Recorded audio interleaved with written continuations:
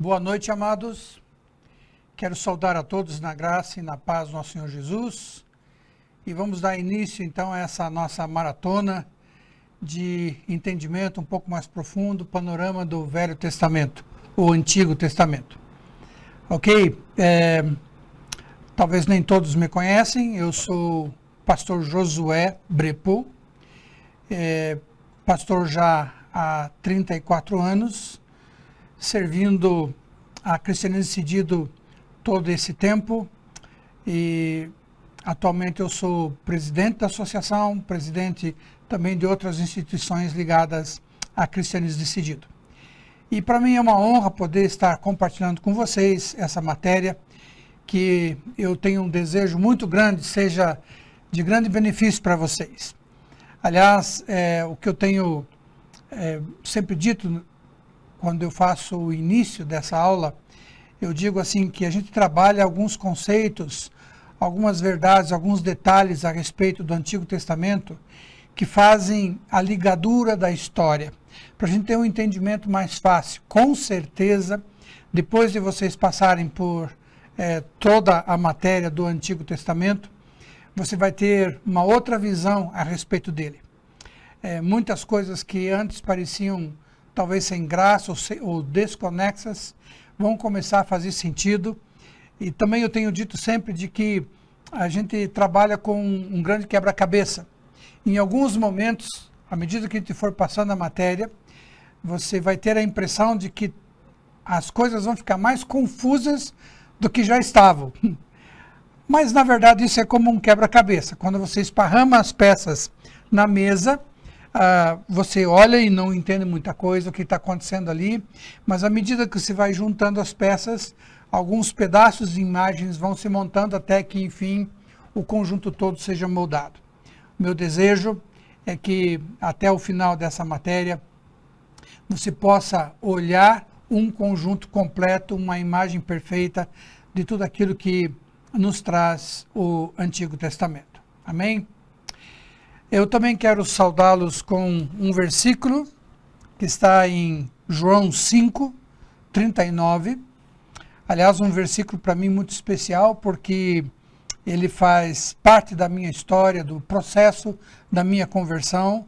Deus me falou de uma forma sobrenatural por intermédio desse texto, mas eu gostaria de compartilhar com vocês João 5,39, que diz o seguinte: examinai as Escrituras, porque julgais ter nelas a vida eterna, e são elas mesmas que testificam de mim. A palavra examinar aqui, ela fala de esquadrinhar. Como um pesquisador de pinturas de tela, quando ele vai estudar aquela tela, ele fica olhando detalhe por detalhe em pequenos quadradinhos. Você subdivide a imagem toda em pequenos quadradinhos e vai estudar pedaço por pedaço, para observar detalhes a respeito daquela pintura. E esse texto, ele apresenta essa característica, diz assim: examinai as Escrituras. E eu louvo a Deus pela disposição de todos vocês em separar esse tempo, ter essa disposição para gastar esse tempo investindo no conhecimento da palavra. Que esse tempo seja um tempo de ajudar vocês a entender minúcias, profundezas do coração do nosso amado Pai, na revelação que Ele tem para cada um de vocês. Amém? Bom, a nossa matéria é panorama do Antigo Testamento. Mas antes de nós entrarmos no panorama do Antigo Testamento, nós queremos trabalhar alguns princípios básicos sobre tanto o geral da Bíblia, como ela foi produzida, como ela chegou até nós, como alguns outros detalhes que vão nos ajudar, vão criar trilhos por onde depois nós vamos colocar os nossos trens, onde eles podem caminhar seguros aí no entendimento, ok? Então, isso é introdução ao Antigo Testamento, que nós vamos passar a estudar hoje e também na semana que vem, ok? Dando início para entendermos na lâmina 2, você está vendo aí uma figura que quer expressar a comparação entre a grandeza de Deus e nós. Eu queria que você olhasse para essa imagem e tentasse imaginar o seguinte: veja atrás do planeta Terra ali toda aquela constelação. Imagine os céus dos céus, todas as galáxias, todas as estrelas. E imagine que tudo isso está na palma da mão do nosso Deus. Como a Bíblia diz, Ele tem todas as estrelas na palma da sua mão. Ele coordena, Ele dá direção, Ele dá nome para cada uma das estrelas. E no meio de todas essas inúmeras galáxias está a nossa galáxia. E no meio de tantas estrelas que existem na nossa galáxia, nós temos o nosso sistema solar, e ali, num ponto, está a Terra, e aí, em algum ponto nessa Terra, está eu e você. O que somos nós diante dessa grandeza de Deus? O que somos nós diante dessa grandeza de Deus? E eu pergunto, como é possível nós, assim tão pequenos, tão, diríamos assim, comparados com toda essa grandeza da criação de Deus, nós somos totalmente insignificantes. Na verdade, não somos insignificantes, né? Porque apesar de nós sermos tão pequenos, tão ínfimos, diante de tanta grandeza, aprove a Deus colocar em nós a sua própria imagem e semelhança. Então, não somos insignificantes. Mas, a nível de tamanho, então, pelo menos vamos imaginar assim, somos tão pequenos, como é que nós podemos conhecer o Deus que criou todas essas coisas? Se nós não conhecemos nem sequer o planeta no qual nós vivemos, muito menos o sistema solar do qual nós fazemos parte, muito menos ainda a nossa galáxia e muito menos ainda todas as constelações. Então, na verdade, nós não temos como conhecer a Deus, a não ser que o próprio Deus se revele a nós. Próxima, por favor. Aí nós temos a ideia da revelação. Revelação é a única forma que nós temos para, de alguma forma, termos um entendimento, ou algum conhecimento a respeito de Deus. Nós, como criatura, não podemos colocar Deus numa prancha de pesquisa, nem debaixo de um microscópio. Não temos como conhecer Deus, a não ser se Deus mesmo não se revele a nós. A palavra revelação já diz isso. Revelar significa trazer à vista algo que estava oculto. E então, a única forma que nós temos de conhecermos alguma coisa de Deus é se o próprio Deus se deixar conhecer ou se revelar. E quando nós olhamos para as Escrituras, nós vemos que existem 3 tipos de revelação. Existe a revelação geral, como vocês veem aí. A primeira delas está citada, na verdade as duas primeiras estão citadas em Romanos, onde diz assim que a própria natureza testifica a respeito de Deus. Ou seja, na natureza existem reflexos a respeito do Criador. Então a própria natureza, um índio, uma pessoa que nunca teve contato com a Bíblia, ele pode reconhecer a existência de Deus pelo simples fato de observar a natureza. Então esse é um tipo de revelação natural. A outra é a nossa consciência, também citado por Paulo em Romanos, onde diz que todas as pessoas, elas têm inerentes dentro de si um entendimento a respeito do que é certo e do que é errado. Eles têm inerente dentro de si esse entendimento de que existe um Deus, criador de todas as coisas. É a consciência que nos acusa ou não nos acusa. Então, ela também fala a respeito da existência de Deus. Essas duas revelações são, inclusive, a razão pela qual ninguém é indesculpável diante de Deus. Porque se alguma pessoa não chega a ter conhecimento do Evangelho, mas ele tem a revelação geral pela natureza e pela sua própria consciência a respeito da existência de Deus. Mas aí Deus, aprove a Deus fazer uma revelação especial. Ele diz assim, eu vou me fazer conhecido, eu vou me deixar ser visto. E ele começa um processo da revelação especial. E aí ele vai usar duas ferramentas. A primeira delas é o discurso e o segundo, as realizações. Vou falar primeiro das realizações.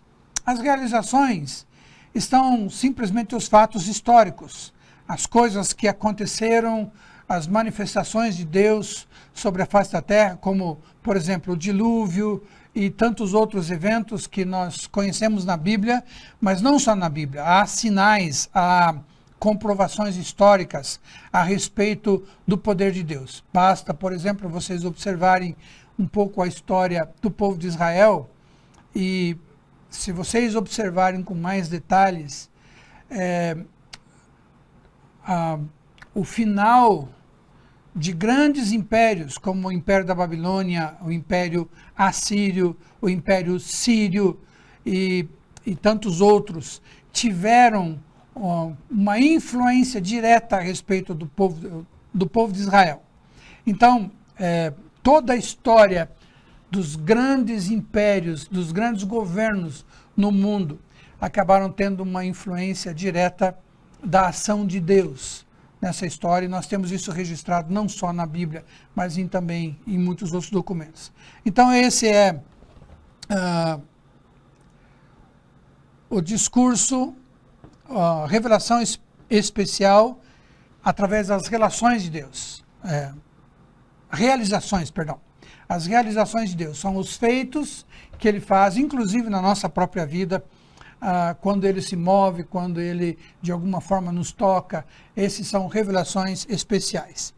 E o discurso, que tem a ver com aquilo que Deus disse, que de uma forma muito particular, a própria palavra de Deus, toda a construção da palavra de Deus, que vai passar a ser agora o centro daquilo que nós vamos conversar nessa parte da introdução. Ali nós vamos ter o discurso verbal, quando Deus fala com alguns dos seus servos, e nós temos vários relatos de Deus falando com os seus servos. Nós temos também os sonhos, Daniel, por exemplo, quando recebe essas revelações através de sonhos. Jacó, quando ele estava lá fugindo do seu irmão, deitou sobre aquela pedra como travesseiro e teve aquela visão, e assim por diante. Então, sonhos e visões, e também instrução ou intuição. A parte da intuição é quando Deus ele coloca na mente da pessoa um entendimento que não veio dele. É uma intuição, algo que não veio por som verbal, não veio por sonho nem por visão, mas Deus injeta no interior da pessoa essa intuição, e aí então ele recebe essa revelação. E nós vemos isso acontecendo na construção da palavra. Todo esse discurso, também as realizações, Deus escolheu escrever, registrar, com uma finalidade de manter guardada toda a revelação. Aliás, uma coisa bastante óbvia, porque se Deus fosse se revelar a cada ser humano sem uma coisa unificada, ele teria que reproduzir todo o processo na vida de cada indivíduo. Assim, o processo todo está registrado, ele escolheu essa ferramenta, e então todo o processo de revelação de Deus, quer seja verbal, quer seja por sonhos, por visão ou por intuição, sobre a vida dos seus servos, está registrada e está acessível a cada um de nós. E depois nós temos a revelação plena, que é na pessoa de Jesus Cristo. Lembrando de Hebreus, que diz assim: tendo Deus outrora falado, muitas vezes, de muitas maneiras aos nossos pais, hoje ele nos fala por intermédio do seu Filho. Então Jesus é a revelação plena. Aliás, todas as outras revelações apontavam para Jesus. Jesus é o cumprimento de toda a revelação e ele é como a clareza de todo entendimento, ele é a prática de todo entendimento, de toda instrução que Deus ao longo do tempo foi dando ao seu povo, né? Nele se concentram todas as coisas. Nós já temos ouvido isso tantas vezes, né? Porque por meio dele, para ele, são todas as coisas. Então, essa é a realidade, né? Ok. A próxima...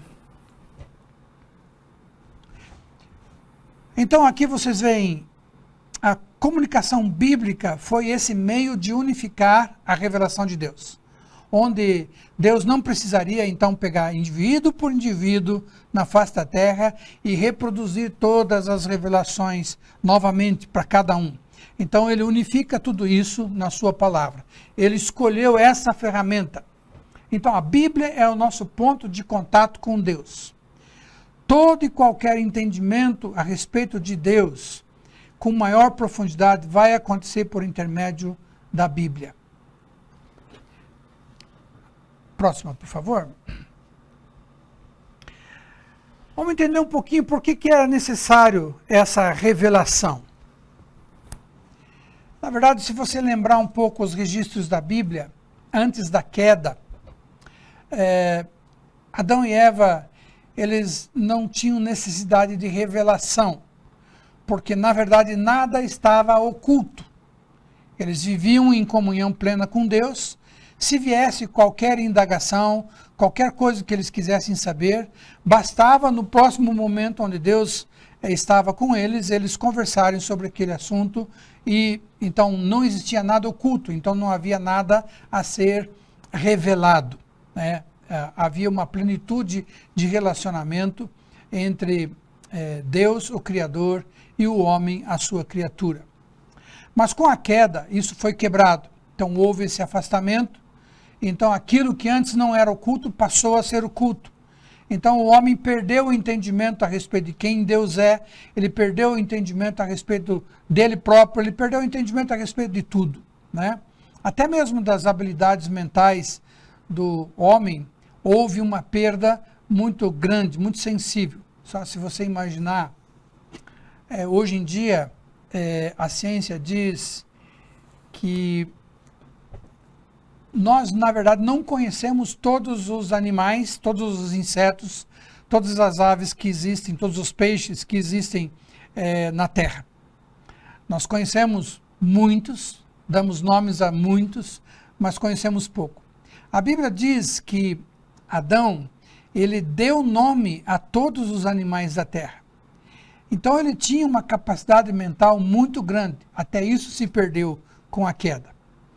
O relacionamento direto que havia com Deus se perdeu. Então o homem deixou de conhecer Deus.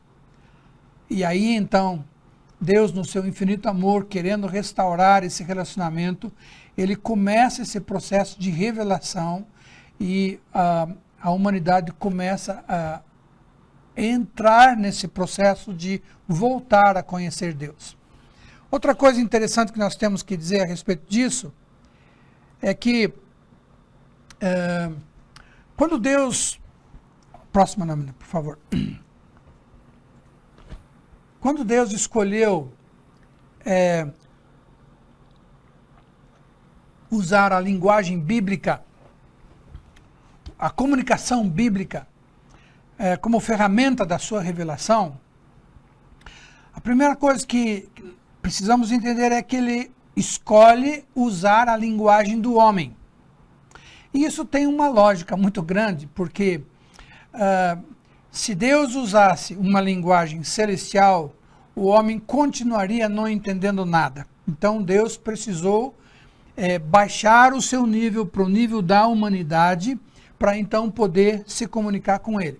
Assim, mais ou menos como nós fazemos quando queremos conversar com uma criança, né? Aí tem a figura de uma pessoa adulta com uma criança nas costas. Imagine que esse pai, ele está querendo conversar com esse pequeno filho. O que ele precisa fazer? Ele precisa se abaixar e ele precisa buscar um vocabulário que seja compreensível pela idade da sua criança. Se é uma criancinha de 3 ou 4 anos, ele não vai poder usar aqueles termos de advogado ou de médico ou de ciência, de física. A criança não vai entender nada.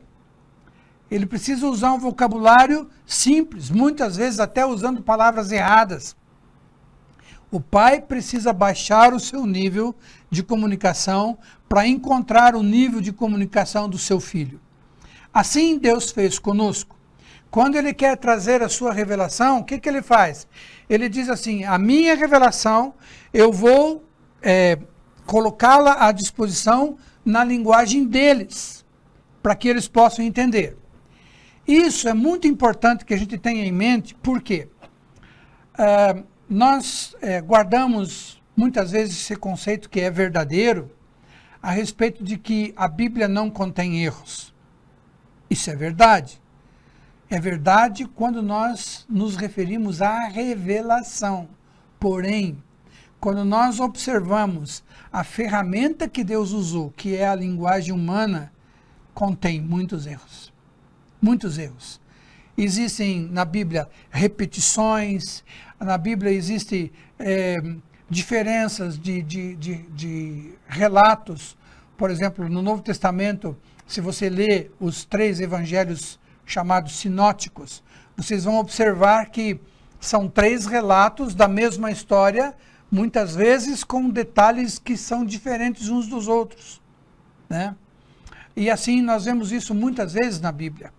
Vários tipos de falhas, que são falhas humanas, da linguagem humana, e que nós precisamos compreender que elas são naturais na linguagem que Deus escolheu. Eu vou citar um exemplo.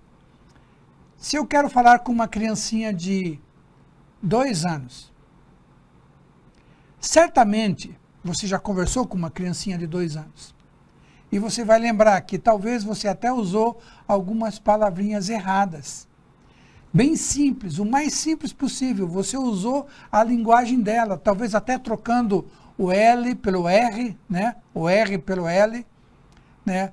Quer uma laranja? Ou coisa desse tipo assim, não é? Você já não fez isso? Com certeza que já fez. É disso que nós estamos falando. Quando um adulto que sabe que laranja se fala laranja, mas ele vai conversar com uma criancinha pequenininha e ele diz laranja, ele está errando. Está errando na instrumentalidade que ele está usando, mas não no propósito. Isso que nós temos que ter entendimento. Quando nós falamos de instrumentalidade, Deus escolheu a nossa linguagem, portanto, ela tem erros. Mas no que se trata a revelação, a verdade que Deus está trazendo, ela não contém erro, não contém contradição nenhuma. Por que é importante a gente falar sobre isso? Porque se você for um estudioso da palavra, muitas vezes você mesmo vai começar a estudar a Bíblia e de repente vai se deparar com algumas coisas que você vai dizer, mas como é que pode? Aqui diz uma coisa, aqui diz outra. Eu vou citar um exemplo para vocês. Eu faço a pergunta sempre, quando eu ministro essa aula, dizendo assim, você lembra da palavra? Responda aí para você mesmo. Deus se arrepende ou Deus não se arrepende?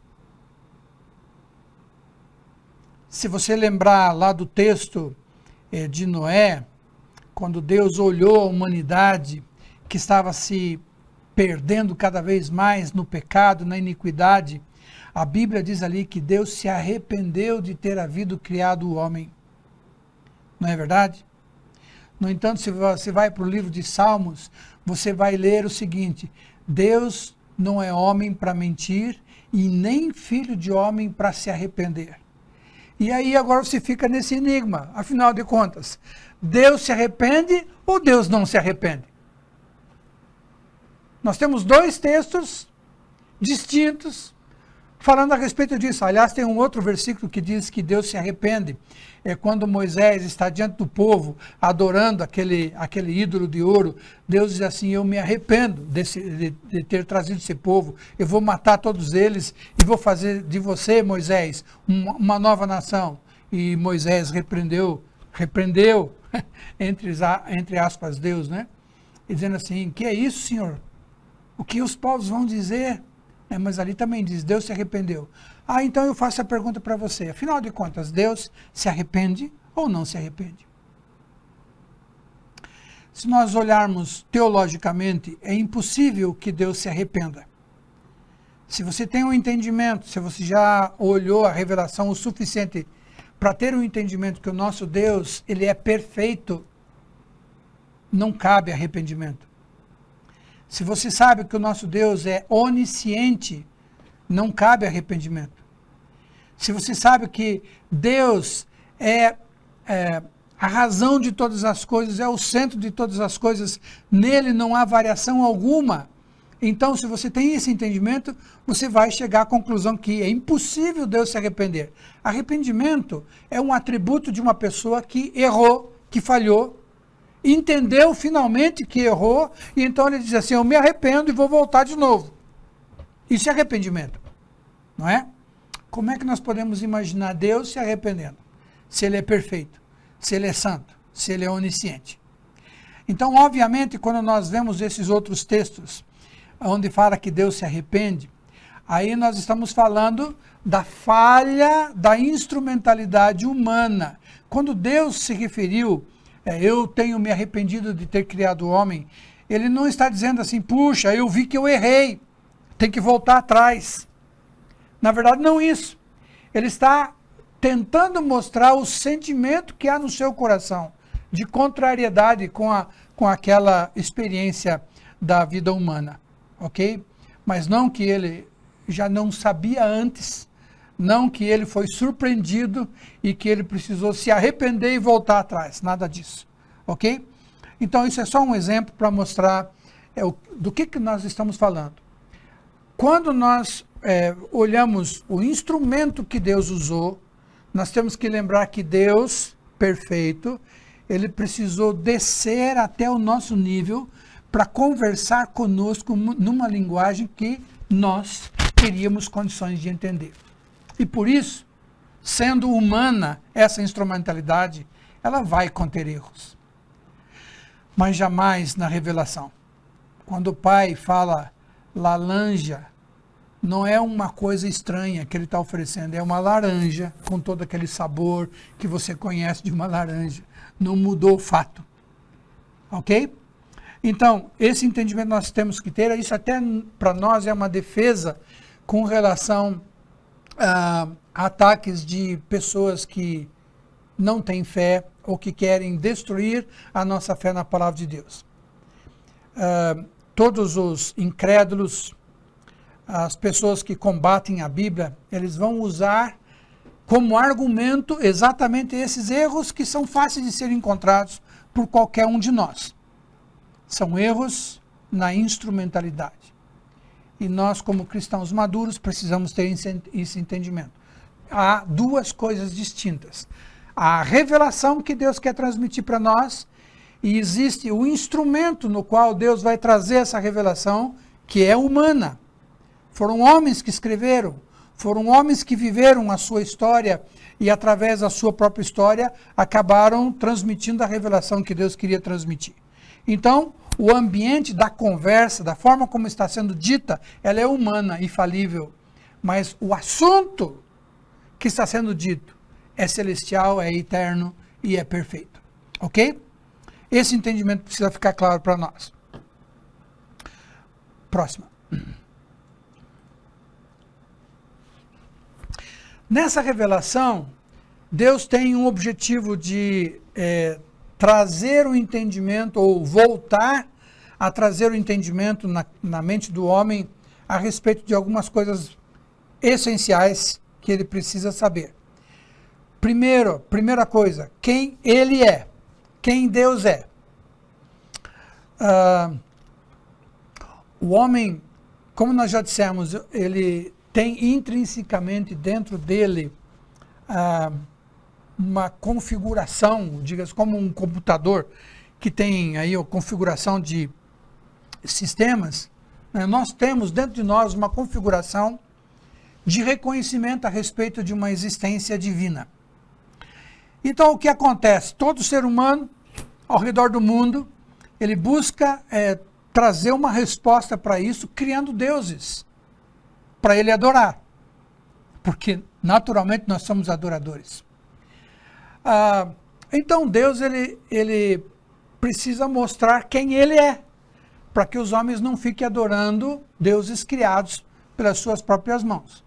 Então Deus vai revelar-se por essa palavra quem Ele realmente é, todos os seus atributos, o seu sentimento de amor por nós, o desejo de voltar a ter relacionamento conosco, tudo o que Deus é está revelado na sua palavra.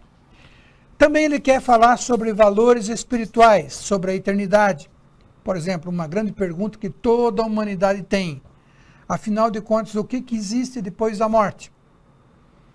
E tem tanta gente tentando responder, tem tanta gente procurando respostas para isso, mas a Bíblia tem toda a resposta. Deus diz para nós o que existe depois da morte. Né? Ao homem está ordenado morrer uma vez só, depois disso, o juízo. Né? E tantas outras coisas que a Bíblia revela. Então, sobre os valores espirituais, o que realmente vale? Pessoas correndo atrás de valores desse mundo, quando Deus diz assim, acumulai para vós tesouros celestiais, onde a traça não corrói, nem a ferrugem, né? Corrói, nem o ladrão rouba. Ok, essas diferenças Deus quer mostrar para nós. E também Deus quer mostrar quem nós somos, quem o homem é. Na verdade, nós não temos um entendimento real de quem nós somos. E quando nós começamos a olhar o que a Bíblia diz que nós somos, nós temos que baixar nossas cabeças e nos humilhar. Porque realmente nós somos pecadores, nós somos falhos, nós éramos inimigos de Deus, totalmente afastados de Deus, nós éramos mortos e destinados a um fim desastroso. Essa é a nossa realidade. E a Bíblia deixa estampado isso com toda clareza, mostrando a necessidade que nós temos de um retorno a Ele, de uma salvação, de alguém que pague para nós a dívida que nós não temos como pagar. Né? Aliás, essa própria dívida, você só vai entender olhando para a Bíblia. Quando a Bíblia começa a mostrar quem você é, aí você vai ter um entendimento de quem nós realmente somos. Então, quem Ele é, os valores espirituais e quem nós somos. Próxima.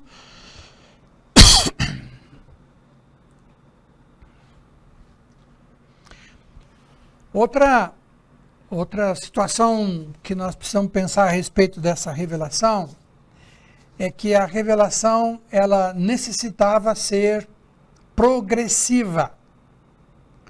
Quando Adão caiu, ele caiu desastrosamente. E então, a partir dele, a humanidade chegou a um zero de revelação, e então ele precisava ir crescendo cumulativamente a respeito do entendimento de Deus. Então, nós vemos na sequência de histórias bíblicas uma continuidade de revelações.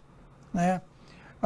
Adão e Eva, quando saíram do paraíso, eles ainda guardaram alguns entendimentos, como, por exemplo, a existência de Deus, a necessidade de adorá-lo, de apresentar-se a Ele com ofertas. Aí nós vemos a história de Caim e Abel, que eles já existia esse entendimento desde o início, de que para se chegar a Deus, se chegava a Deus, parte da adoração, parte desse reconhecimento era trazer ofertas e sacrifícios, né? E aí a gente vai vendo que há um acúmulo de conhecimento, de revelação que vai acontecendo ao longo da história. Assim como também é na vida humana. Uma criança nasce, ela não sabe nem sequer andar ainda, nem falar. Mas vai chegar um momento, ela vai começar a aprender a andar, vai aprender a falar, ela vai começar a aprender a se relacionar, depois ela vai entrar na escola, vai começar a aprender as primeiras letras, a fazer as primeiras continhas e assim por diante. E à medida que ele vai crescendo também no conhecimento, até se tornar adulto, onde ele termina uma faculdade, ele pode de repente chegar a ser um médico capaz de abrir o peito de uma outra pessoa e fazer uma cirurgia do coração. Obviamente que nós não podemos imaginar numa criança que mal sabe andar, que ele vai fazer uma cirurgia como essa. É uma loucura pensar nisso. A criança precisa crescer no conhecimento até chegar naquela estatura. Assim também a humanidade como um todo precisava crescer no entendimento de quem Deus é, até que viesse a revelação plena, o nosso Senhor Jesus Cristo. Ok? E assim também é na nossa vida. Nós nascemos em Cristo Jesus pela conversão, e então nós iniciamos um processo de crescimento. Somos como crianças e precisamos crescer. Aliás, a Bíblia é rica em textos que falam a respeito disso, que nós não podemos continuar sendo crianças, mas nós devemos crescer até ser a imagem e semelhança de Jesus Cristo, o varão perfeito, a termos a estatura e a medida de filhos maduros, como o Senhor Jesus. Esse é o nosso processo, né? Processo da santificação. Então a revelação também aconteceu assim, só para vocês terem uma noção. A primeira vez que Deus se revela com algum nome,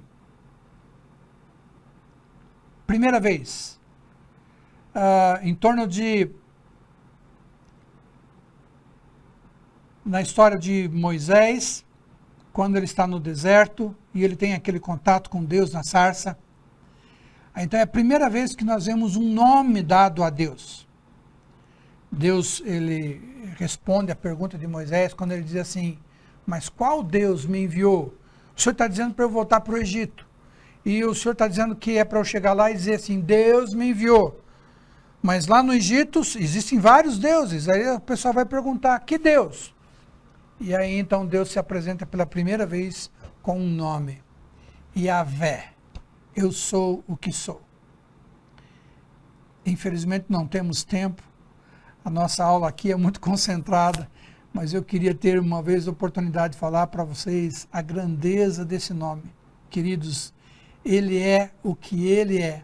Ele não é o que eu penso a respeito dele, ele não é o que você pensa ou o que nós conjuntamente pensamos a respeito dele. Ele é o que ele é. E nós precisamos chegar ao conhecimento desse Yahvé, eu sou o que sou. Deus não tem compromisso nenhum de corresponder à expectativa do ser humano. Ele é, e nós passamos a conhecê-lo à medida que nos aproximamos da sua revelação. Aí então, nós vemos a continuidade, outro detalhezinho para vocês perceberem essa evolução.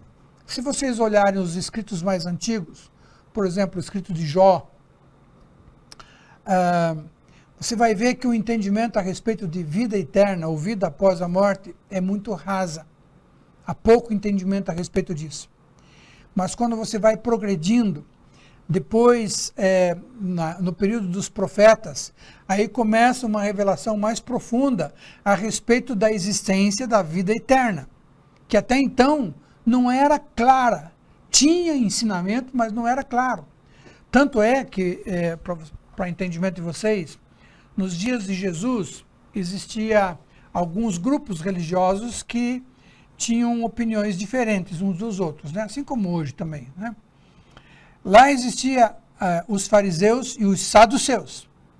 Os saduceus eram um grupo de religiosos que acreditavam que não existia vida após a morte e que não existia anjos. E eles professavam a mesma fé, a fé de Abraão, a mesma fé de Israel. Porém, eles tinham ainda essa falta de entendimento a respeito dessa revelação e que o próprio Jesus dá uma resposta para eles muito significativa a respeito disso, né? Numa dos confrontos que ele teve com os saduceus. Então existe esse crescimento Jesus Cristo é a revelação plena. Ou ele completa toda a revelação, ele explica toda a revelação. Toda a revelação, na verdade, é uma profecia, uma indicação, um apontamento a respeito de Jesus. Jesus é, antes de tudo, toda a revelação de Deus. Por isso Jesus diz, quem vê a mim, vê ao Pai. E também a palavra de Deus diz assim, que ele é a perfeita manifestação da glória de Deus na terra, né? Então ele cumpriu esse papel, porque ele era e ele é, na verdade, o resumo, o centro, os detalhes de toda a revelação de Deus.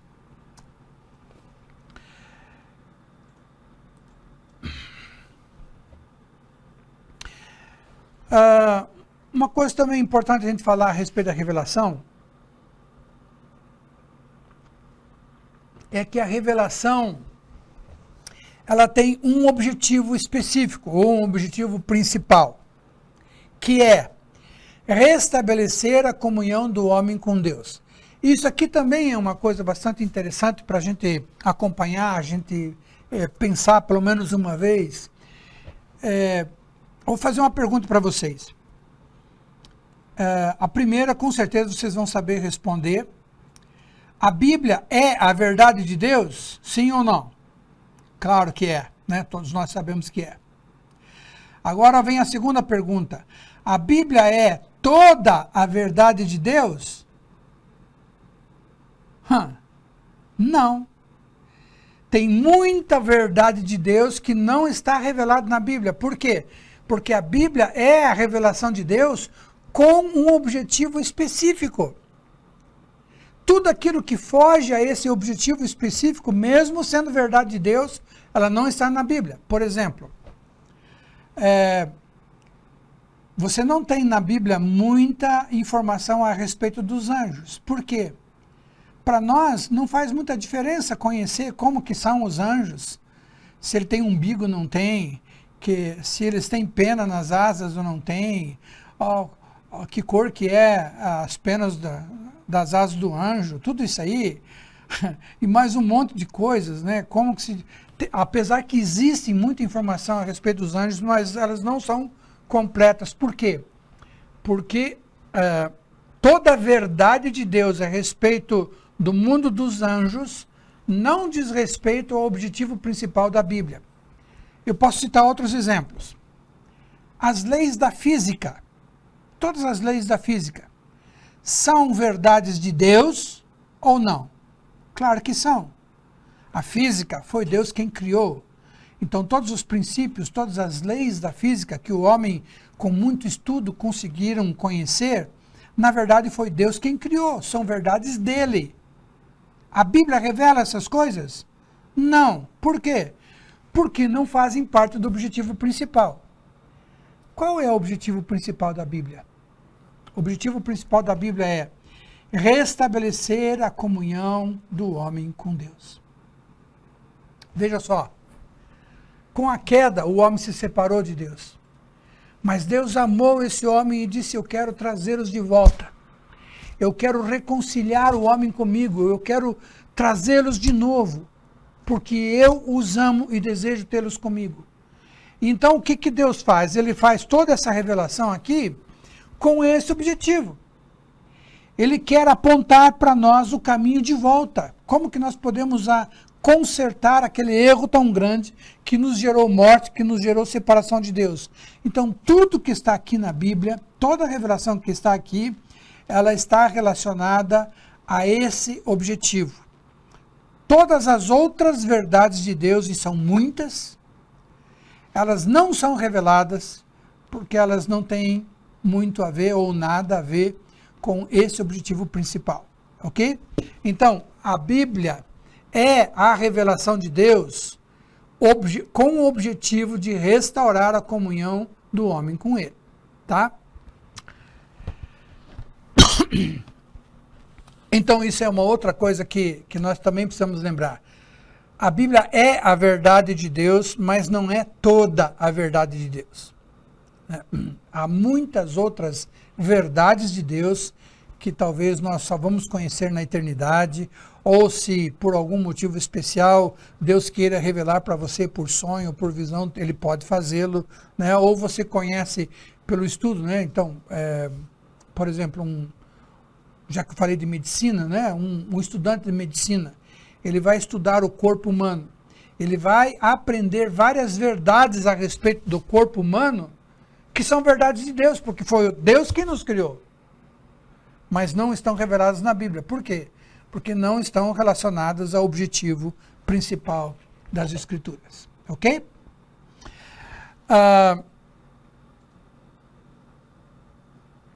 Ainda um detalhe, pode voltar a outra ainda. 9.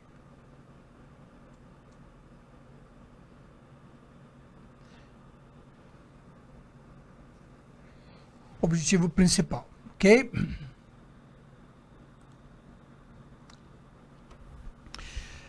Veja só, a Bíblia ela foi escrita num período, aqui arredondado, porque não é esse número, mas arredondado só para ajudar a nossa memória.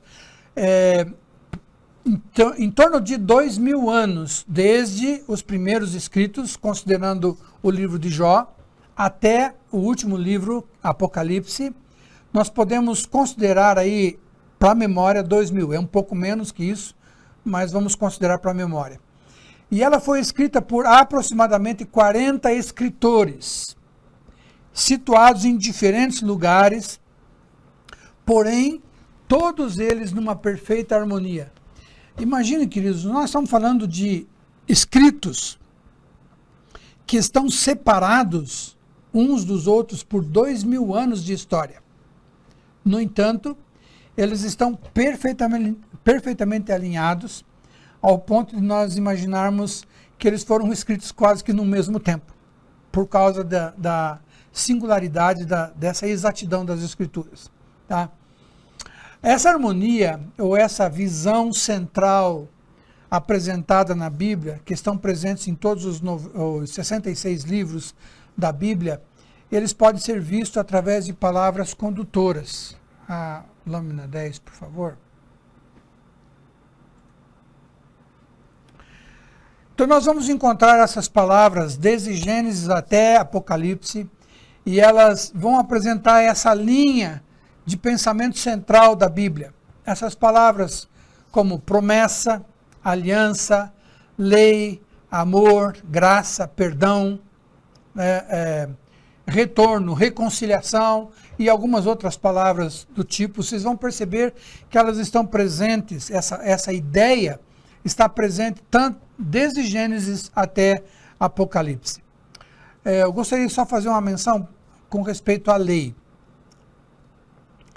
A lei, normalmente quando nós pensamos em lei, a maioria das pessoas tem a ideia de algo pesado, algo de exigência, algo de domínio, né, de autoridade. Autoridade, sim, não tem como não ser. Mas eu gostaria que vocês tivessem um entendimento a respeito de lei da seguinte forma. A lei, na verdade, é uma expressão de amor.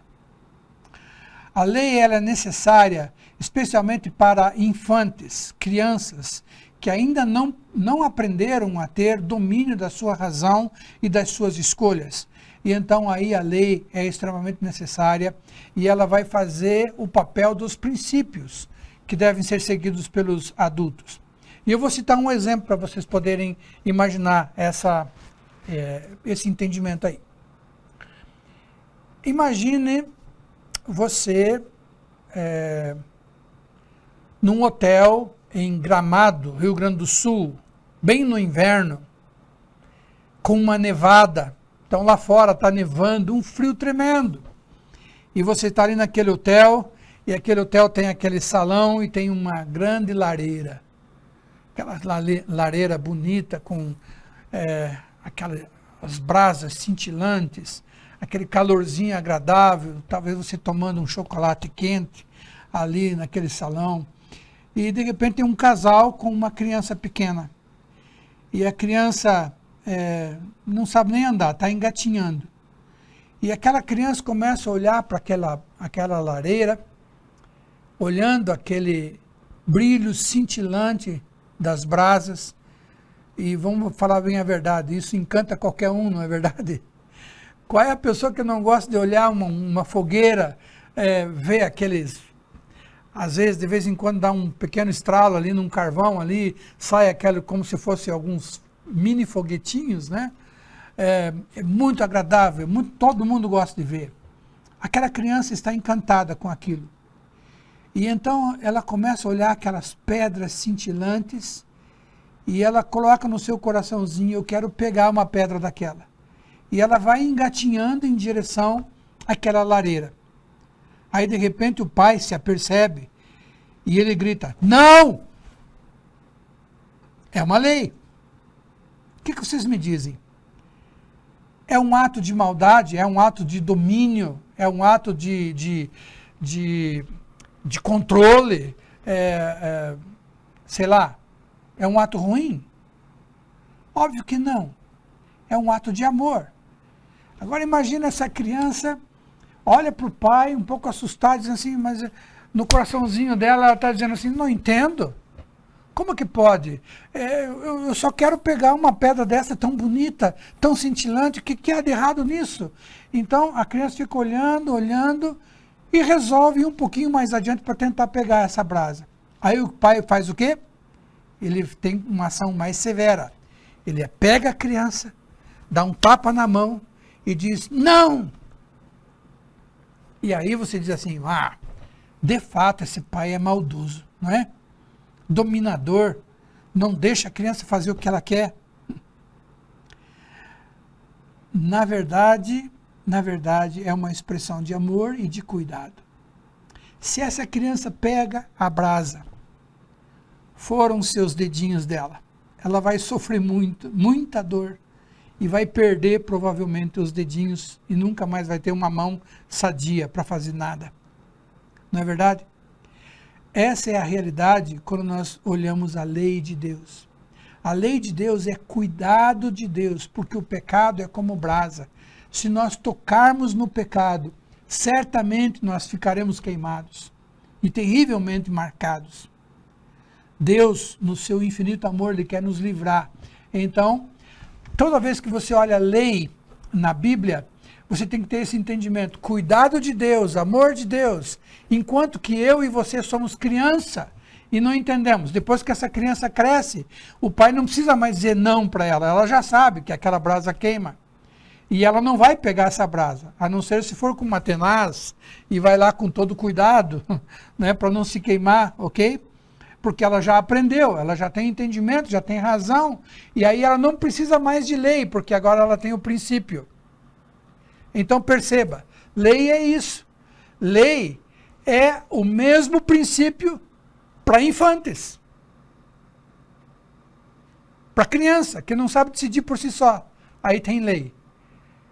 Aliás, deixa eu dizer assim, querido, se você só consegue andar nos caminhos de Deus com base em leis, eu queria dizer que você ainda continua sendo uma criança. Você precisa crescer, aprender a viver a vida com Deus com base em princípios, que são as mesmas coisas, só que agora você tem consciência, tem razão, e você escolhe voluntariamente andar naquele caminho. Ok?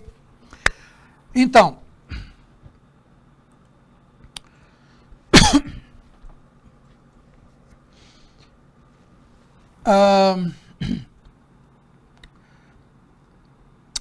nessa comunicação bíblica, ela vai acontecer da seguinte forma. Como nós já dissemos, Deus vai usar instrumentalidade humana, então ele vai usar homens com a sua cultura, com os seus jeitos, com a sua forma. Aliás, um detalhe muito interessante que nós podemos lembrar. Se você olhar os escritos bíblicos, vocês vão perceber nos registros a personalidade do seu escritor. Por exemplo, vamos usar o Velho Testamento, onde nós temos algumas figuras um pouquinho não tão distantes, né? Se você olhar os escritos de João, o que você vai perceber? João era aquele que declinava a cabeça no peito de Jesus, era aquele que era chamado do discípulo amado, e você vai perceber claramente essa característica nos escritos de João, porque ele vai escrever: filhinhos, amados, outra vez vos escrevo, amai-vos uns aos outros, ou novo mandamento vos dou, e etc e tal. Quando você espreme o livro de João, tanto o Evangelho de João como as cartas de João e Apocalipse, você vai ver amor escorrendo ali, mel, né? Ele é um cara delicado, ele é um cara gentil, ele é um cara extremamente amoroso, é a característica dele. Você vê isso nos escritos. Se você vê as cartas de Pedro, você vai ver o cara rude, sabe? Aquele cara que puxava a espada, que já queria cortar a orelha do outro lá. Enfim, você vai ver essa característica. Se você vai ver os escritos de Lucas, você vai perceber a erudição de um médico, os detalhes de um médico, que ele sabia olhar detalhes a respeito especialmente da humanidade de Jesus e da forma dele escrever. Se você vai ler os escritos de Paulo, você vai ver aquele camarada que tinha altíssimo conhecimento. Altíssimo conhecimento. Os escritos de Paulo mostram com grande clareza o volume de preparo intelectual que o apóstolo Paulo tinha. Aliás, o próprio apóstolo Pedro, quando descreve as cartas de Paulo, ele diz o seguinte: as coisas difíceis de se entender que Paulo escreve. Porque Paulo é assim, ele é um cara tão inteligente, os pensamentos dele são tão bem elaborados, que às vezes se torna difícil para uma pessoa mais simples entender, né? E a gente percebe essa característica. Você vê, por exemplo, você vai ler o livro de Isaías, você vai perceber, opa, aqui nós estamos falando de um homem erudito, nós estamos falando de um príncipe, estamos falando de uma pessoa nobre. No mesmo tempo dele, nós temos o livro de Amós. Aí você vai perceber, esse livro aqui, o escritor é alguém simples, é alguém da terra, boiadeiro. E então essas características estão presentes e fazem parte de que quando Deus escolheu a instrumentalidade humana. Só que essa instrumentalidade humana, ela acontece debaixo dessa influência do Espírito Santo que nós chamamos de inspiração, como você pode ver aí na tela. Ou seja, a inspiração é a ação de Deus através do seu Espírito sobre o escritor bíblico. E então, embora talvez o autor tivesse na sua mente uma outra intenção, um outro objetivo, qualquer que seja, nós vamos trabalhar um pouquinho mais isso um pouco mais adiante, mas Deus estava usando ele. E quando ele estava escrevendo aquele texto, vou só citar um exemplo.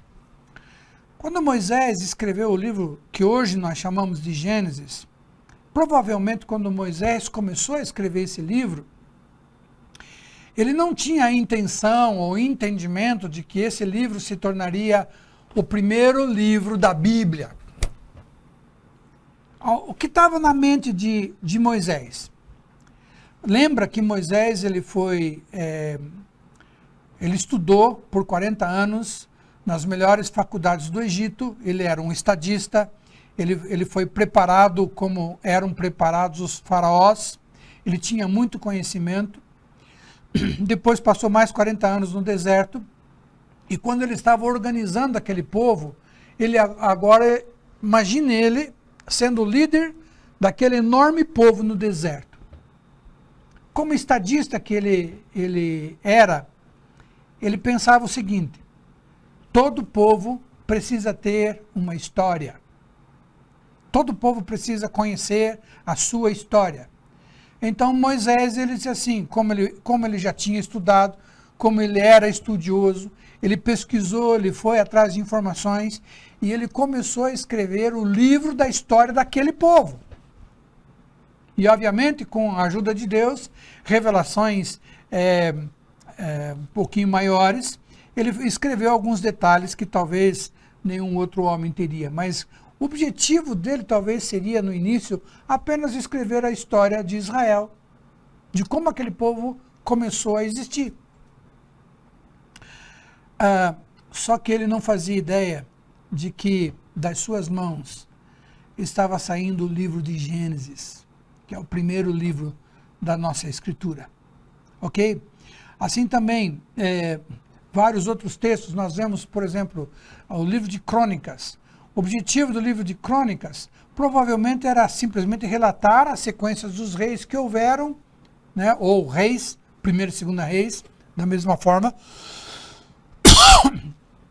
Talvez o escritor tinha na sua intenção apenas fazer o relato da sequência dos reis sobre Israel e Judá, mas Deus estava usando esse homem para trazer as revelações que interessavam a Deus, ok?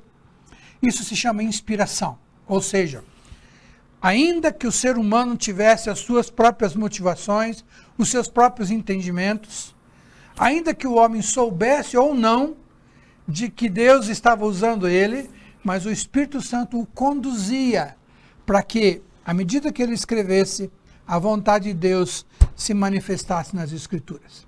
Ok? Isso é revelação, inspiração.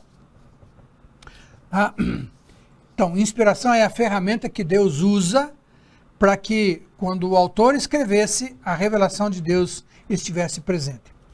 E a revelação, ela vai a inspiração, ela vai se apresentar de 3 formas diferentes: mecânica, dinâmica e orgânica. A mecânica é quando Deus está ditando o texto para o autor. Então, aí nesse caso, o autor sabe que é Deus que está mandando dizer. Por exemplo, nos próprios escritos de Moisés, há algumas passagens onde Deus fala para Moisés: escreve isso, assim, assim, assim, assim, assim. Tá? Então, Deus dita. Né? Por exemplo, Abacuque, quando Deus fala com ele, diz assim: escreve numa tábua, né? O justo viverá por fé. Ok? Deus dita. Deus fala, Deus comunica. O escritor, ele ouve e ele escreve exatamente aquilo que ele ouviu. Então, isso é inspiração mecânica. Existe a inspiração dinâmica, que é quando Deus, anteriormente, de alguma forma, prepara o escritor para aquilo que vai ser escrito. Outra vez, o exemplo é Moisés, né, que passou 40 anos nas melhores faculdades, conhecendo toda a tecnologia, e aí então, quando ele estava à frente do povo, ele tinha já recebido toda a capacitação necessária para escrever o que escreveu. Ou apóstolo Paulo, no Novo Testamento, né, quando ele chega a todo o entendimento do evangelho aos gentios, né, do ministério dele aos gentios, ele já tinha sido preparado aos pés de Gamaliel, ele era fariseu de fariseus, ele já tinha sido preparado anteriormente por Deus e depois... E também podemos imaginar assim, através de sonhos, de visões, de revelações especiais. Apóstolo João, por exemplo, que na ilha de Patmos ele teve uma visão das coisas que haveriam de vir, e então ele escreve no livro de Apocalipse, e assim por diante. Isso é inspiração dinâmica. E aí nós temos a inspiração orgânica, que é o simples fato de que Deus tem controle de tudo. E aqui eu só quero citar um exemplo para vocês. Quando Moisés escreveu lá no livro de Gênesis, tentando contar a história do povo que ele estava agora organizando como nação, ele escreve a história de um dos personagens, um dos patriarcas, que era José. Justamente aquele que foi responsável de eles terem entrado no Egito. E, queridos, é uma coisa fantástica. Moisés, com certeza, quando ele escreveu a história de José, ele não fazia a mínima noção do que é que ele estava escrevendo ali. Embora ele conhecesse, pelos históricos, pelos registros, ele conhecia toda a história de José, ele, com certeza, quando estava na faculdade do Egito, ele conheceu os registros do próprio Egito, falando a respeito de José. Tá? Então ele escreve a história de José, Só que um detalhe Moisés não poderia saber. Talvez nem você saiba ainda, vai saber agora. Repare como José é uma figura exata de Jesus. Todos os detalhes a respeito de José são figuras do que aconteceria com Jesus. O amado do Pai, enviado para os seus irmãos, recusado por aqueles a quem ele foi buscar, foi tentado em todas as coisas e não pecou, foi julgado injustamente. Na sua condenação, ele foi colocado entre dois condenados, um que foi morto, outro que continuou vivo. Será que você está conseguindo fazer a relação? Sem contar um monte de outros detalhes. Foi vendido por 30 moedas de prata, assim como Jesus foi vendido por moedas de prata, e assim por diante. Muitos outros detalhes que nós podemos ver. E quando Moisés está escrevendo isso, com certeza ele não podia fazer menção. Mas Deus estava no controle. E ele usou a pena, a mão de Moisés para escrever dessa forma a revelação tão profunda. Tá? E obviamente, se você puder imaginar um pouquinho mais profundamente, o próprio José. Você imagina que José sabia que a vida dele era uma figura de Jesus? Com certeza que não. No entanto, Deus tinha total controle de toda a história de José, assim como tinha total controle da vida de Moisés. E assim como ele tem total controle de cada um de nós. Mesmo no mundo caótico como nós vivemos, com essa guerra toda e essas coisas todas, né? Imaginávamos que nós estaríamos começando a tirar o nariz para fora da água depois dessa pandemia. De repente começa essa guerra que só Deus sabe aonde vai terminar. Mas uma coisa eu quero dizer assim, Jesus, o nosso Deus, continua no controle absoluto de todas as coisas. E nada acontece sem que ele tenha esse controle, esse domínio. Amém? Ok. Vamos seguir um pouco mais à frente.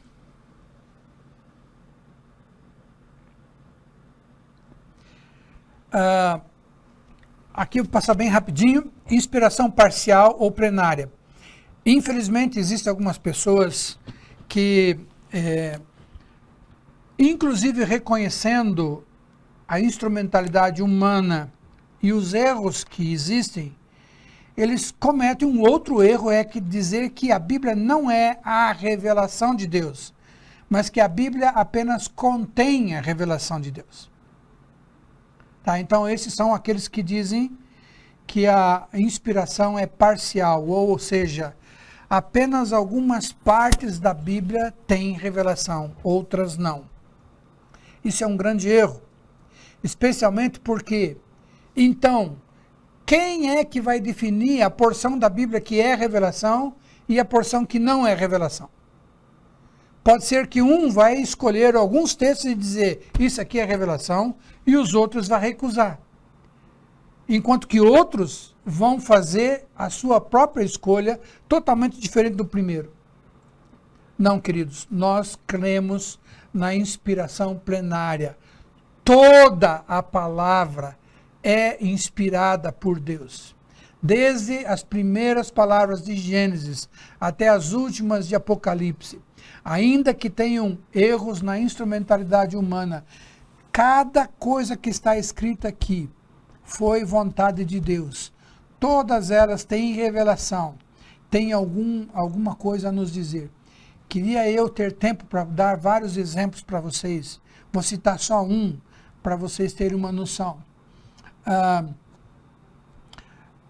Nós falamos a respeito da Páscoa, que é a festa da libertação do povo de Israel do Egito, onde eles foram libertos da escravidão do Egito e passaram então a viver em liberdade. Na verdade, a história de Israel, nessa libertação do Egito, ela é uma história da igreja, é uma história de cada um de nós. porque nós também fomos libertos do Egito, da escravidão do pecado, e nós fomos transportados agora para um reino de liberdade e estamos caminhando à terra prometida, tá? E nós também temos a nossa Páscoa, que nós celebramos continuamente, que é a ceia do Senhor, tá?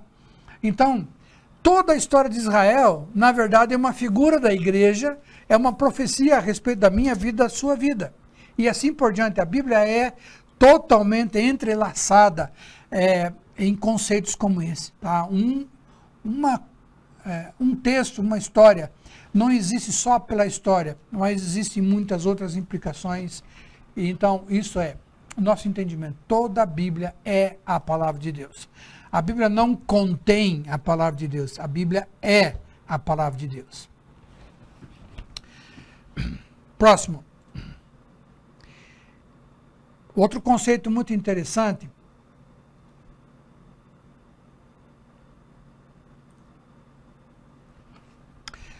importante para nós conhecermos agora, que é a iluminação.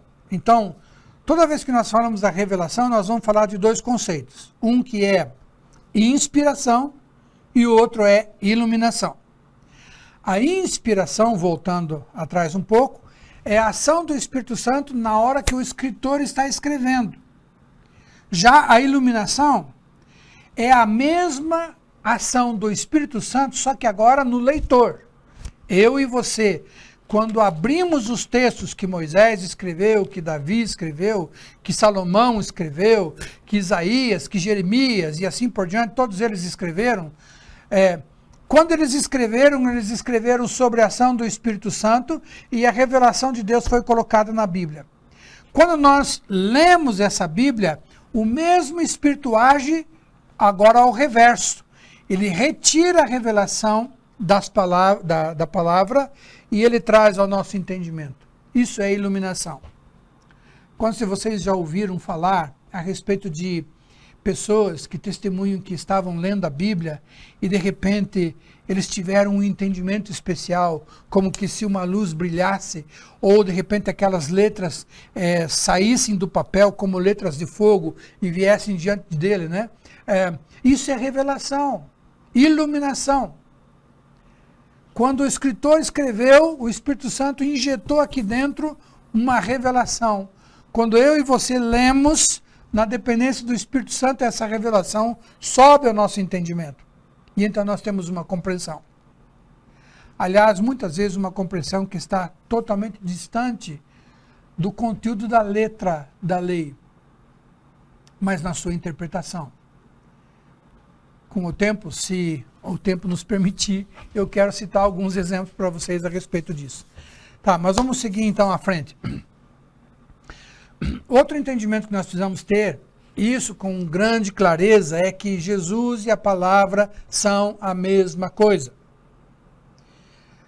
Toda palavra é direcionada para a vida de Jesus. E Jesus cumpriu toda a palavra. Jesus e a palavra são a mesma coisa. Quero lembrar o que a Bíblia diz em João capítulo 1, versículo 1. E no princípio era o verbo, e o verbo estava com Deus, e o verbo era Deus. Todas as coisas vieram a existir por meio da palavra. Jesus é a palavra. Nós lemos que Jesus gerou todas as coisas. Todas as coisas vieram a existir por meio dele. Então, você pode fazer essa associação. A Bíblia e Jesus são a mesma coisa, tá? Jesus é a nossa ligadura de retorno para Deus. O nosso voltar à vida para Deus é Jesus. Portanto, ele é o objetivo das Escrituras, tá? Outra coisa que nós podemos citar é essa frase que está aí ao lado. O nosso conceito de Deus determina o conceito das Escrituras e o nosso conceito das Escrituras determina o nosso conceito de Deus. O que isso quer dizer? Tem muitas pessoas que não conseguem crer nas Escrituras. Por que eles não conseguem crer? Porque o Deus que eles imaginam é um Deus pequeno. É um Deus que não consegue ter domínio sobre a revelação. É um Deus que não consegue cuidar da manutenção da revelação. Por isso eles duvidam. Mas quando você crê num Deus que tudo pode, um Deus soberano, que tem todas as estrelas na palma das suas mãos, determina os seus caminhos e chama cada uma delas pelo seu nome, então, aí você pode entender que esse Deus pode todas as coisas. E você pode olhar para a Bíblia e crer totalmente nela. Vice-versa, isso também é o contrário. Quando você olha para a Bíblia, crendo nela, a tua concepção de Deus vai crescer. Então você vê de novo aí a relação entre Deus e a sua palavra. Quanto mais você se aprofunda na palavra, maior é o teu entendimento de Deus, maior a tua confiança, maior a tua fé. E quanto maior a tua fé, vai ser maior o teu entendimento da palavra. Uma coisa colabora com a outra. Ok. Vamos seguir um pouco mais para frente. Com relação à formação da Bíblia, eu citei para vocês, e vocês sabem que a Bíblia é uma composição de 66 livros, dos quais 39 são chamados Antigo Testamento, que é o alvo da nossa matéria, né? Nós vamos estar trabalhando o panorama do Antigo Testamento, ou seja, esses 39 livros. Vamos olhar cada um deles, ok? Como que eles chegaram a nós? Como que eles foram formados? Então, nós temos uma palavra chamada autógrafos originais. Isto é uma referência ao primeiro texto, aquele que saiu do próprio punho do autor, quando ele estava escrevendo. Então, imagine que esse barbudo aí, dessa foto aí, seja o Moisés. No momento que Moisés se assentou para começar a escrever aquela história de Gênesis, esse pedaço de papel aí, ou de couro, não sabemos se era couro ou papiros, né? Esse é o escrito original. Obviamente que eles não existem mais, se corromperam com o tempo. E o que chegou até nós são cópias e cópias de cópias que foram se alternando até chegarem nas nossas mãos, tá? Os escritos originais, como eu já falei para vocês, eles têm as características do seu escritor. Eu já citei um pouco isso, não preciso falar. Os escritos de Moisés, por exemplo, mostram um homem também devidamente preparado, culto. Só para você ter uma noção, no livro de Levíticos, nós temos ali leis a respeito da saúde pública, que foram escritos por Moisés no livro de Levíticos. E se você observar, em todo o mundo, quando se fala de regras a respeito de saúde pública, estão baseados no livro de Levítico. Então Moisés era uma pessoa preparada, e essa característica do preparo de Moisés está presente nos seus escritos, né? E assim por diante. Os escritos originais, a gente precisa lembrar, eles vão também apresentar erros humanos, tá? Que é da limitação do próprio autor. Mas a revelação de Deus é plena e verdadeira em cada uma delas. Próximo, falando sobre a transmissão. Eu falei para vocês que os autógrafos originais, eles não existem mais, eles se deterioraram. Provavelmente os primeiros escritos de Moisés se deterioraram no próprio tempo de Moisés, porque um papiro dificilmente ia durar os 40 anos no deserto. Então, provavelmente, o próprio Moisés já teria feito cópias dos seus próprios registros originais. Ok?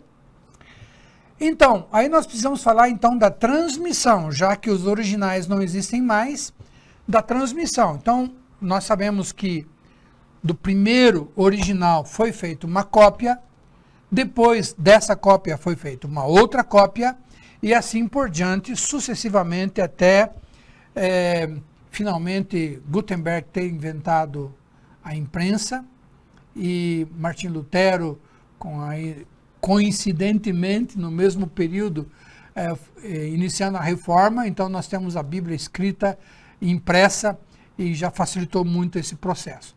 Mas até então, todas as Bíblias eram resultado de cópias, de cópias, de cópias e de cópias, ok? Isto poderia trazer para nós uma dificuldade muito grande, porque cópias podem aumentar erros. Inclusive, isso é um dos argumentos sobre que os ateus usam para contradizer a autoridade da Bíblia. Eles dizem assim, olha, a Bíblia é uma coisa que homens escreveram, e é verdade, foram homens que escreveram, a própria Bíblia afirma isso, mas eles assim, isso foi feito cópia, cópia, cópia, cópia, cópia, e a coisa foi mudando, ao ponto que o que existe hoje no livro de Isaías, por exemplo, já não é mais o que era no original, tá? Assim como aquela brincadeira do telefone sem fio, né? Todos vocês já viram, já participaram dessa brincadeira, né? Uma roda de pessoas, então o primeiro, ele sussurra no ouvido do segundo uma história. Aí, aquele segundo, ele vai repetir essa história no ouvido do terceiro. E assim por diante, quando você faz a volta inteira, o último vai ter que revelar aquela história que ele ouviu. E sempre a gente vai ver que a história sofreu terríveis mutações no percurso todo, né? Então, os críticos, os ateus, eles usam esse entendimento para dizer assim que a Bíblia que nós temos hoje, ela não é mais autêntica. Ela foi mudada ao longo do tempo. Mas, nós primeiro partimos de um princípio de que o mesmo Deus que cuidou da Bíblia na sua formação, é o mesmo Deus que cuida da Bíblia hoje, quando nós lemos para termos a iluminação, esse mesmo Deus também cuidou de todo o processo da transmissão da Bíblia. E isso nós podemos ver de algumas maneiras muito interessantes. Por exemplo, entre o povo de Israel, existiam pessoas que eram copistas. Você já deve ter ouvido na Bíblia algumas vezes o termo escriba. O que era o escriba? Ele era um copista, uma pessoa que ele vivia com essa função de estar pegando textos e fazendo reproduções dos textos para que outros possam ter ou para fazer a conservação do texto original. Então, isso são os escribas, tá? Os copistas. E esses homens, eles eram tremendamente treinados para isso. Não só isso, o povo de Israel ele tinha um zelo tão grande que um copista, quando ele estava copiando o texto, cada vez que ele chegava numa porção do texto onde tinha o nome de Deus, Yahvé, ou então Elohim, o que ele fazia? Ele levantava, lavava as mãos, ele pegava uma outra caneta, se possível, de preferência uma com pena de ouro, e então ele escrevia, colocava aquele manto na cabeça, né, sobre os ombros, e então ele escrevia Elohim, ou Yahvé. Então depois ele pegava outra caneta outra vez e continuava escrevendo o texto. 2, 3, 4 versículos depois aparecia o nome de Elohim de novo, ou Yahvé. Ele fazia o mesmo processo de novo. Isso para vocês imaginarem o zelo do povo de Israel com relação à transmissão ou à transcrição dos textos originais. Havia um cuidado que, aliás, nós vamos falar um pouquinho mais sobre isso já em seguida, mas esse foi um cuidado que o próprio Deus teve com relação à transmissão da Bíblia até os dias de hoje.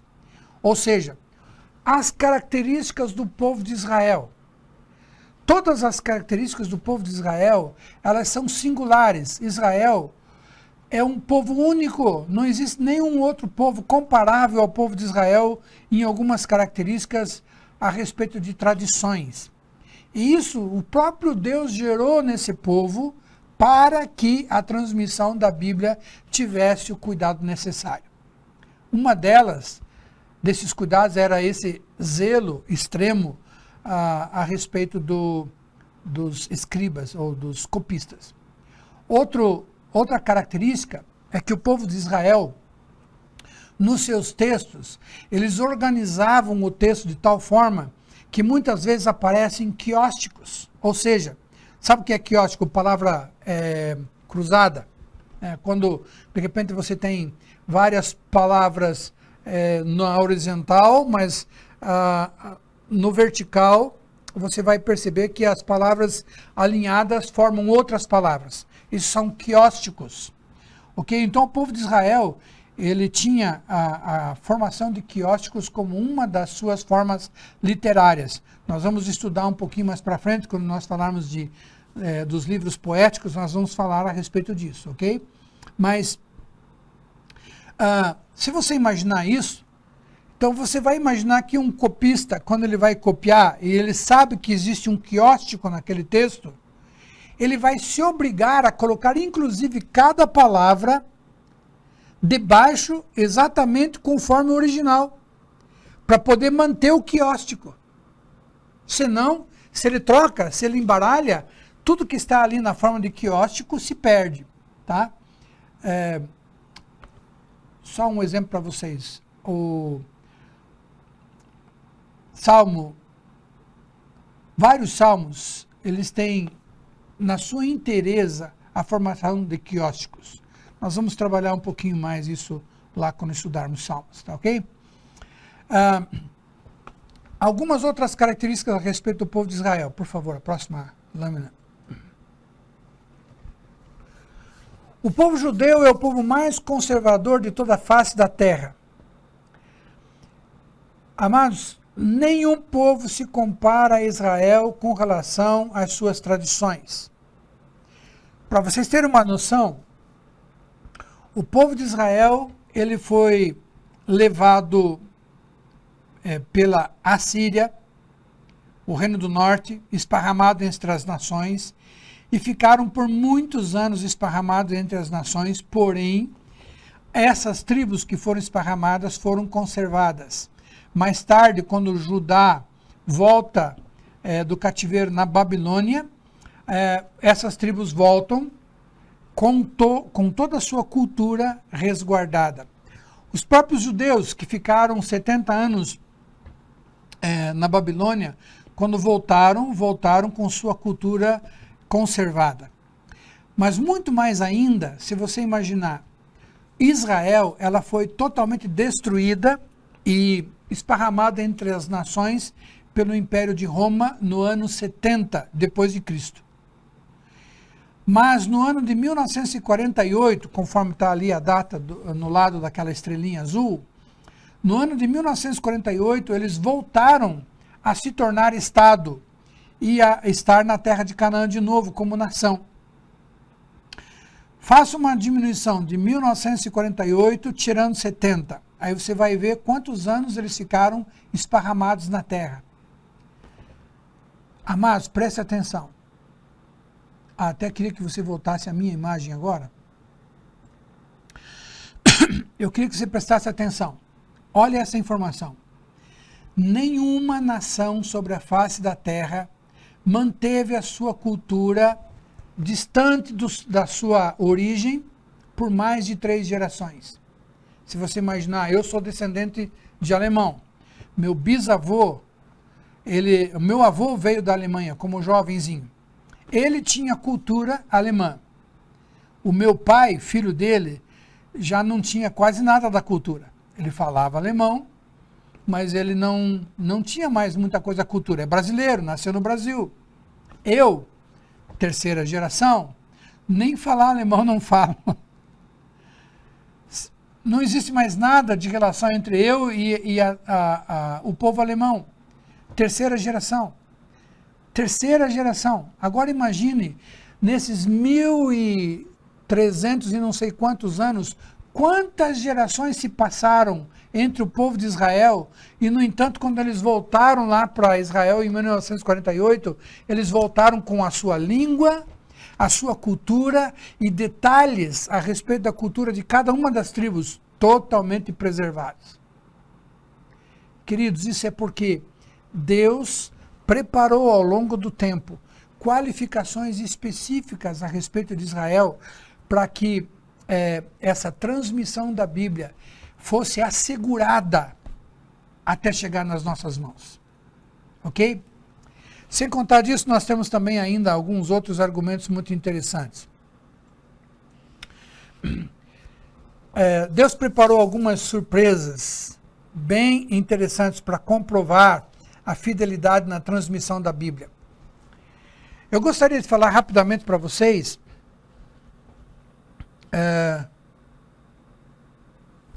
apesar que o meu tempo já se foi, né? Eu vou falar isso aqui, daí a gente vai encerrar, ok? Vocês já ouviram falar sobre baliza? Quando a prefeitura vai colocar os postes na rua, como é que eles fazem para colocar esses postes perfeitamente alinhados? Ou quando uma pessoa vai colocar uma cerca, ele comprou uma fazenda, um sítio, vai colocar cerca, como é que ele faz para colocar aqueles palanques perfeitamente alinhados na linha certa onde faz a divisão do seu imóvel? Ele usa balizas. Ou seja, ao longo de uma distância longa, ele tem a certeza de que ele vai ter uma linha reta porque ele usa esse artifício da baliza. Se nós olharmos ao longo de toda a história da humanidade e olhamos a transmissão da Bíblia até chegar a nós, como que nós podemos ter certeza de que elas estão perfeitamente alinhadas? Olha, o mesmo princípio. Eu gostaria que vocês observassem o seguinte. Olhe todas as traduções que nós temos no Brasil, em português.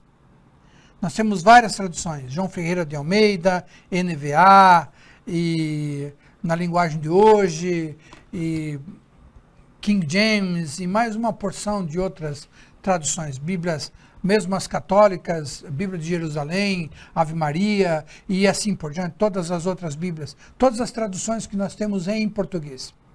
Se vocês olharem elas colocadas uma ao lado da outra, vocês vão perceber que elas estão perfeitamente alinhadas.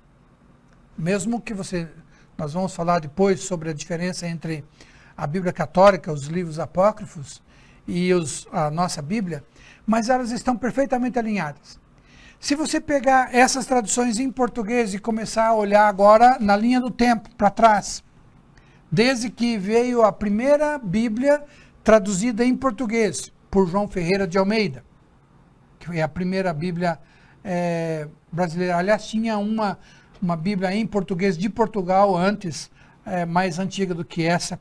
Se você olhar na linha do tempo, você vai olhar que as traduções de 100 anos atrás, de 200 anos atrás, elas estão perfeitamente alinhadas com as traduções que nós temos hoje. Se você pegar todas as traduções que nós temos em português, em alemão, em inglês, em espanhol, em italiano, em japonês, em coreano, em russo e assim por diante, pegar todas as nações aí onde já existem Bíblias traduzidas, vocês vão ver que elas estão completamente alinhadas. Não existe diferença. Se você abrir 1 Coríntios, capítulo 1, na Bíblia em espanhol, vai estar o mesmo texto que 1 Coríntios, capítulo 1, lá em italiano. Mesma coisa, estão alinhados. Se nós vamos usar da arqueologia e começar a usar os pedaços de textos mais antigos, aí com 800 anos, 900 anos, pedaços de textos mais antigos, vocês vão observar que também esses estão alinhados. Ainda assim, os críticos ousavam dizer que muito da Bíblia tinha sido alterada. Alguns livros em particular recebiam especial crítica. O livro de Isaías, por exemplo. O livro de Isaías talvez foi o livro mais criticado pelos incrédulos, pela oposição, do que todos os outros livros. Especialmente pela quantidade de relatos a respeito de Jesus tão preciosos que existia e que as pessoas diziam assim, aí não é possível ter tanta perfeição de revelação, né? 700 anos antes de Jesus, e falando a respeito de tantos detalhes a respeito de Jesus, impossível. Então eles diziam, isso aqui foi acrescentado depois, ao longo que a história foi acontecendo. Mas olha a surpresa. Em 1940,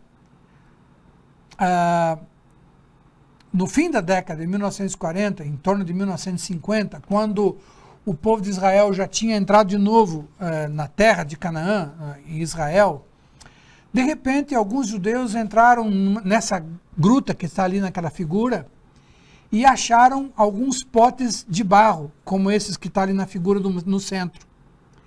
E eles abriram esses potes e perceberam que existiam rolos guardados lá dentro, que foram guardados no período interbíblico, ou seja, os 400 anos antes de Jesus.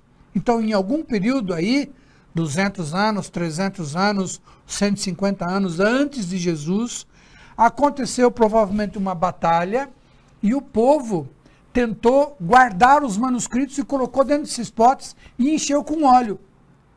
E pelo fato de ter enchido com óleo de oliva, esses manuscritos ficaram preservados. E por incrível que pareça, um deles é o texto completo de Isaías, esse que está bem acima de mim aqui. O texto completo de Isaías. E por incrível que pareça, esse texto é o mesmo texto que você tem na sua Bíblia. Então, de todas as formas que você puder olhar a Bíblia e os seus manuscritos, eles estão perfeitamente alinhados. Ok? Queridos, eu sabia que eu ia ter um problema enorme para concentrar toda a matéria que eu tenho para ministrar para vocês. E, na verdade, eu andei muito pouco, tem bastante coisa ainda. Então, a gente vai ter que trabalhar aí com os nossos administradores do curso para tentar aumentar um pouquinho o tempo de passar essa matéria, ok? Perdão pelo tempo, mas eu entendo que é necessário todas essas coisas. Se alguém ainda tem rapidamente alguma pergunta, podemos ainda ter um tempo para tentar responder algumas. Pastor, Oi. tem uma pergunta aqui. Pastor, explique mais sobre o nome Yahvé. Verdade que era impronunciável? Por quê?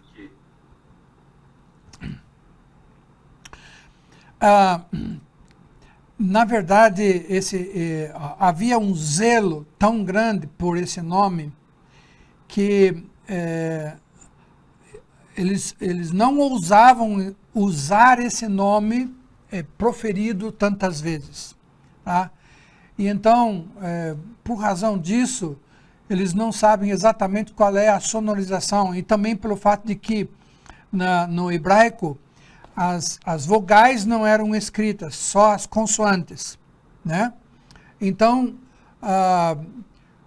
disse a partir daí, também não há nenhuma confirmação explícita a respeito disso, de que, na verdade, ninguém conhece qual é a pronúncia exata desse nome.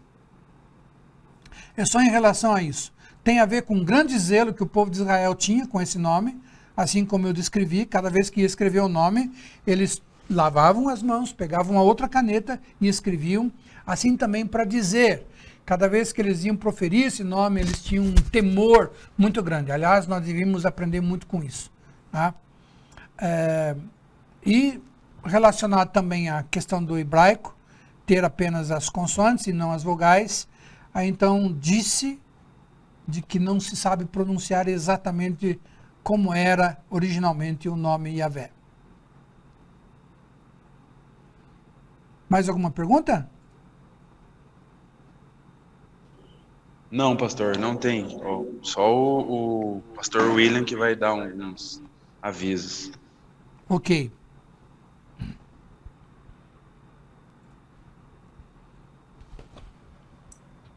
Beleza, galera. Coisa boa. Que aula gostosa. Né? A gente quer agradecer aqui. Desculpa aí, William. Tem uma pergunta ali sim no finalzinho, William. É um Tem? monstro João Roberto que perguntou. Olha só, hein? Vai lá, Felicão, faz a pergunta aí. Os manuscritos de Qumran são os mesmos chamados de manuscritos do Mar Morto? Isso. Isso mesmo. Beleza.